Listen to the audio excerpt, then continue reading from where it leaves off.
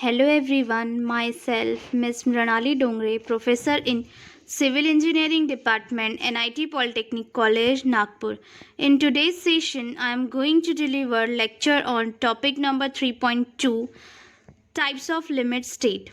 And the unit number 3 is analysis and design of singly reinforced section. Now the course outcome. Analysis and design of singly reinforced rectangular beam. Now the program outcome is that is PO1, PO2, PO3, PO4, PO8, PO9 and PO10. PO1 is a basic knowledge about analysis and design of singly reinforced rectangular beam. PO2 is a discipline knowledge. PO3 experiment and practices. PO4 engineering and tools. PO8 individual and teamwork. PO9 communication and PO10 lifelong learning. Now the unit outcome. After completion of this video lecture, student will able to describe the procedure used in a limit state method of design RC member for a given data. Discuss the design parameters including constraint for given type of material.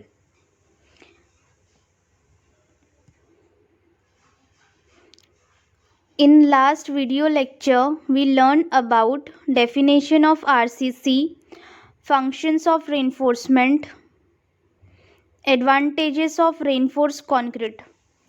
Last lecture में हमने ये पढ़ा था कि RCC का definition क्या है, what is mean by RCC, that is reinforced cement concrete, functions of reinforcement के क्या क्या फंक्शंस होते हैं, advantages of reinforced concrete,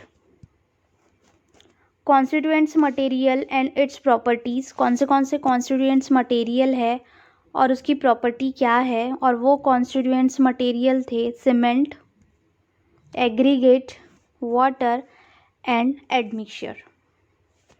Advantages of steel as a reinforcement.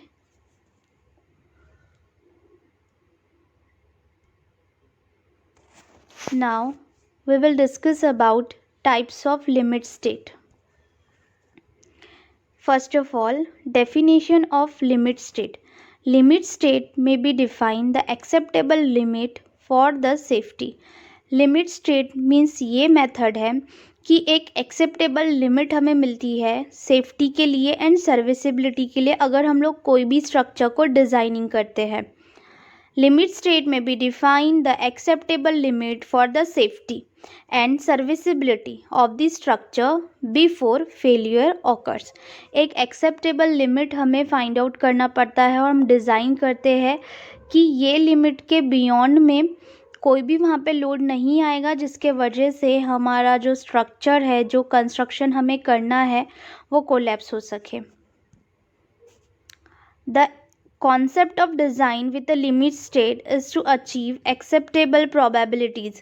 Concept क्या है? लिमिट स्टेट की मदद से हम कोई भी स्ट्रक्चर की डिज़ाइनिंग क्यों करते हैं, इसका बेनिफिट ये है कि हमें एक एक्सेप्टेबल लिमिट मिलती है, प्रोबेबिलिटीज़ मिलती है, so the structure will not become unfit. अगर हम लोग पहले से ही डिज़ाइनिंग करते हैं एक लिमिट के साथ तो स्ट्रक्चर की कोलैप्स होने की कोई भी मीन्स स्ट्रक्चर कोलैप्स नहीं हो सकता. नॉट बिकम अनफिट मतलब जो हम स्ट्रक्चर कंस्ट्रक्ट करने वाले हैं वो फिट रहता है, वो अनफिट नहीं रहता. And will not reach a limit state. और उसके बियॉन्ड लिमिट में कुछ वहाँ पे ऐसा नहीं है. हम एक सेफ्टी के साथ ही एक एक्सेप्टेबल लिमिट वो फाइंड आउट करते हैं और सेफ़र साइड में ही चाहे बीम का कंस्ट्रक्शन हो चाहे स्लैब का कंस्ट्रक्शन हो, उस हिसाब से ही कंस्ट्रक्शन किया जाता है और उस हिसाब से ही बिल्डिंग को कंस्ट्रक्ट करते हैं जब हम लोग डिज़ाइनिंग कर लेते हैं. Now next is two limit states are as follows. limit state of collapse is first. The limit state of collapse is reached when the structure as a whole or part of the structure collapses. Collapse may occur due to rupture of one or more members. सबसे पहले है limit state of collapse. Limit state of collapse में क्या होता है, collapse कभी कभी occur होता है किस चीज़ के वजह से, रप्चर मतलब घर्षण होने के वजह से, चाहे वो एक मेंबर रहे और चाहे वो मोर मेंबर रहे, वन और मोर मेंबर्स, और on account of formation of mechanism. जैसे कि वन और एक से ज़्यादा मेंबर्स में अगर रप्चर क्रिएट हो तो क्या होता है, फॉर्मेशन होता है, और ड्यू टू इलास्टिक और इन इलास्टिक स्टेबिलिटी और from loss of equilibrium etcetera. और कोलैप्स के वजह से, फॉर्मेशन होने के वजह से लॉस होता है, स्टेबिलिटी कम होती है किसी भी स्ट्रक्चर की. तो ये आ गया limit state of collapse. This state is taken care of by providing resistance greater than the forces. इसी के लिए ये सब चीज़ों के वजह से लिमिट स्टेट क्यों फॉलो किया जाता है, लिमिट स्टेट ऑफ कोलैप्स. इससे क्या होगा, this state is taken care of by providing resistance, मतलब जो रेजिस्टेंस पावर है greater than the force to which it's subjected. अगर किसी पर्टिकुलर स्ट्रक्चर पे किसी समथिंग लाइक 50 किलो न्यूटन का लोड आने वाला है तो हम लोग सेफर साइड में डिज़ाइन करते हैं किसी भी स्ट्रक्चर को. फॉर एग्जांपल 60 किलो न्यूटन के लिए हम डिज़ाइन कर सकते हैं क्योंकि हमें लिमिट पता है कि इतने तक के लोड आ सकता है, greater than the forces to which it is subjected and keeping a margin of safety. और जिसके वजह से क्या होता है, सेफ्टी हम प्रोवाइड कर सकते हैं थ्रू सेफ्टी फैक्टर्स के ज़रिए. Next, limit state of serviceability. अब हम देखेंगे कि लिमिट स्टेट ऑफ सर्विसिबिलिटी क्या है. The limit state of serviceability is related to the satisfactorily performance of the structure at working load. अब सर्विसिबिलिटी मीन्स व्हाट, एकदम comfortably performance of the structure at working load. This limit state of serviceability is mainly categorized into a two type. अब ये limit state of serviceability को categorize two types में किया गया है. First is a deflection and second one is a cracking. Excessive deflection पजेज number of problem. अब excessive बहुत ज़्यादा अमाउंट में अगर डिफ्लेक्शन होता है तो नंबर ऑफ प्रॉब्लम्स ऑकर होते हैं किसमें, कोई भी स्ट्रक्चर में. And hence it should be ensure that the actual deflection is less than the maximum allowable deflection. अब इसमें it should be ensure that actual deflection is less than the allowable deflection. अब हमें ये देखना पड़ेगा कि जो अलाउेबल डिफ्लेक्शन है उससे एक्चुअल डिफ्लेक्शन कैसा होना चाहिए, लेस होना चाहिए. और further simplified by prescribing maximum span to depth ratios.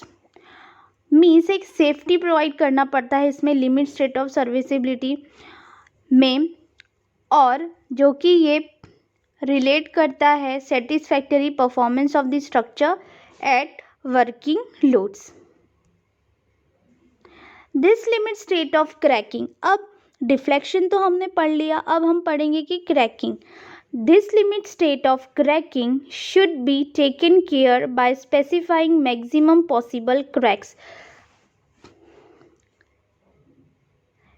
width for important structure. अब इसमें क्रैकिंग में क्या होगा, इन केस ऑफ वहाँ पर बहुत ज़्यादा लोड अगर ऑकर होता है किसी भी स्ट्रक्चर में तो यू नो दैट कि क्रैकिंग जो है वो बहुत ज़्यादा वहाँ पे देखने को मिलेंगी किसी भी स्ट्रक्चर में.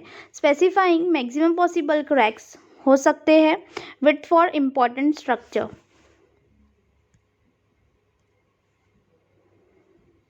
Now we will discuss about characteristics value. Characteristic strength of concrete FCK. Characteristic strength of concrete उसको किससे डिनोट करते हैं, FCK. एंड स्टील को डिनोट किया जाता है FI. Are given below. Concrete का grade M15, M20, M25, M30. Then FCK in newton पर mm में कितना हो जाएगा 15 न्यूटन पर mm square, FCK equals to 20 newton पर mm square, FCK equals to 25 newton पर mm स्क्वायर और FCK इक्वल्स टू 30 न्यूटन पर mm स्क्वायर। अब ये तो था कॉन्क्रीट का grade. Then second one is that steel grade. Then MS grade 1, अगर MS ग्रेड 1 है तो 250 रहेगा, FI इक्वल्स टू 250 न्यूटन पर mm square. Then FI equals to 415 newton पर mm square. Then FI equals to 500 newton पर mm square. Is very simple. ये पूरे steel के ग्रेड है और ये पूरे कॉन्क्रीट के ग्रेड्स है। Characteristics load. Now we will discuss about characteristic load. Characteristic load means those loads which have a 35% probability of not being exceeded during the lifetime of the structure. 75% इसमें probability रहता है कि उससे ऊपर का load अगर आएगा तो मतलब सेफर साइड में ही हम लोग इसमें कंस्ट्रक्ट करते हैं, जिसके वजह से जो बिल्डिंग है वो कोलैप्स नहीं हो सकती। तो characteristics loads means what, those loads which have a 95% probability of not being exceeded during the lifetime of the structure. Characteristic load shall be as per IS 875 1987 having a following part. उसमें parts है। First part है उसमें dead load. Obviously जैसे कि limit state हमने last video में पढ़ा था, तो लिमिट स्टेट के हिसाब से अगर कोई भी डिज़ाइनिंग होती है तो उसमें ऑल लोड भी कंसिडर करते हैं प्लस सेफर साइड में डिज़ाइन करते हैं। पार्ट 1 डेड लोड आ गया उसमें, second part 2 impose load, part 3 wind load and part 4 snow loads also. Part 5 special loads and load combination. Now the partial safety for material strength. The partial safety for material strength is introduced to account for construction fault, bad workmanship. partial safety for material strength के लिए क्यों लेना बहुत ज़रूरी है, because कभी कभी क्या होता है बैड वर्कमैनशिप के वजह से कंस्ट्रक्शन बराबर से नहीं होता। सुपरविजन अगर ठीक से नहीं है तो कंस्ट्रक्शन नहीं हो पाएगा अच्छे से। इंटीरियर मटेरियल्स में फॉल्ट्स है तो अच्छे से कंस्ट्रक्शन नहीं हो पाएगा। Then partial safety factor is very important for that purpose. The design strength is obtained by dividing the characteristic strength by the partial safety factor for the material strength. Refer table 3.3 is that जैसे कि यहाँ पे material रहेंगे, यहाँ पे collapse और यहाँ पे सर्विसिबिलिटी। इन केस मटेरियल है कॉन्क्रीट तो उसकी कोलैप्स की पार्शियल सेफ्टी फैक्टर हम लोग कितना लेंगे 1.5 और सर्विसिबिलिटी का 1। It is very important. Now next is a steel. अब उसमें कोलैप्स है 1.15, this is a gamma M, इसको डिनोट करेंगे गामा एम से और पार्शियल सेफ्टी फैक्टर कितना है 1.15 एंड सर्विसिबिलिटी का पार्शियल सेफ्टी फैक्टर कितना रहेगा 1, this is also denoted by gamma M. Now the summary of this session is that first of all we learn about from this session is definition of limit state of collapse, limit state of serviceability, characteristics value, characteristic load, partial safety factor for material strength. Now these are the MSBD questions which is asked in examination. First, definition of limit state. Second, write limit state of collapse. Third, write limit state of serviceability. Fourth, draw table for partial safety factor for material strength.